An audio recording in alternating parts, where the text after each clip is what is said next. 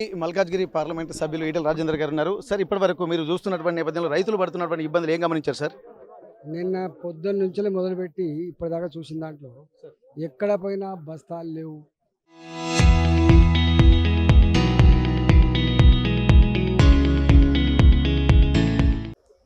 ఎక్కడ పోయినా ట్రాన్స్పోర్ట్ లేదు.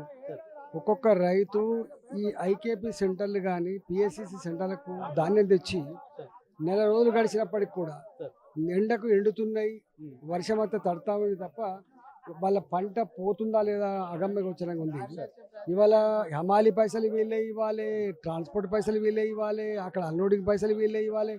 చివరికి ఒకవేళ 2 రోజులు 3 రోజులు పడిగాపులు కాసి రైస్ మిల్ దగ్గర దించుకుందామంటే దిస్తే ఒక 40 కిలోల బస్తకు 4 కిలోల వడ్లు కట్ చేస్తుందంటే, ఒక క్వింటల్ వడ్లు అమ్మితే 10 కిలోల ధాన్యం కట్ చేస్తుందంటే ఎంత దోపిడీ ఉందో, రైతులు ఎంత దుఃఖిస్తుందో దాన్ని బట్టి మనకు అర్థం కావాలి.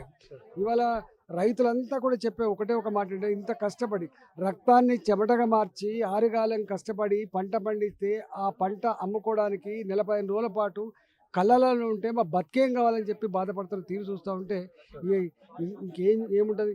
రేవంత్ రెడ్డి చెప్పే మాటలకు, సర్కారు మాటలకు ఇక్కడ దానికి పొంతం లేదు. ఇప్పుడు ఈ వైఫల్యానికి ఎందుకంటే మీరు చూస్తున్నారు, ఇక్కడ వాళ్ళ ఇబ్బందులు కూడా గుర్తిస్తున్నారు. ఇప్పటి వరకు ధాన్యం వెళ్ళకపోవడానికి వైఫల్యానికి కారణం ఏందనుకుంటారు సార్? ప్రభుత్వం ముందస్తుగా ఆలోచించకపోవడం, నిమ్మకు నీరెత్తుగా వ్యవహరించడం, పూర్తిగా విఫలం చెందడం తప్ప ఇంకోటి కాదు. Thank you sir. ఇప్పటి వరకు చూసినట్టయితే ఇక్కడ రాష్ట్రంలో అనేక ప్రాంతాల్లో కూడా ఇట్లాంటి పరిస్థితి ఎక్కడ చూసినా కానీ రైతులు కళ్ళాలకే ఐకేపీ సెంటర్లోనే పరిమితం కావడంతో గత నిన్నటి నుండి జరుగుతున్నటువంటి బీజేపీ రైతు యాత్ర, బీజేపీ భరోసా కార్యక్రమానికి కూడా రైతు గోసా బీజేపీ భరోసా కార్యక్రమంలో మొత్తం అనేక అంశాలు కూడా పరిగణిస్తున్నారు. ఇప్పటికి ఎందుకంటే కళ్ళల్లో ఉన్నటువంటి ధాన్యాన్ని ఎత్తడానికైనా దించడానికైనా ట్రాన్స్పోర్టేషన్కైనా రైతుల డబ్బులే తీసుకుంటున్నారు. అట్లా అని చెప్పి సమయానికి ఇక్కడ లారీలు రాకపోవడము, అలాగే బార్దం లేకపోవడము, అలాగే కూలీలు సరిగా దొరకకపోవడము, ఇవంతా ముందస్తు చర్యలు తీసుకోకపోవడం వల్లనే ఇన్ని ఇబ్బందులు పడుతున్నారని చెప్పి అంటున్నారు.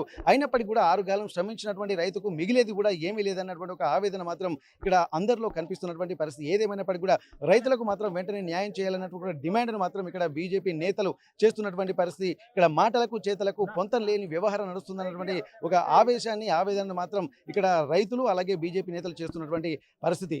హన్మకొండ జిల్లా నీర్కుల్ల గ్రామం నుండి కెమెరా పర్సన్ వంశీతో వెంకటరత్నం, RTV వరంగల్.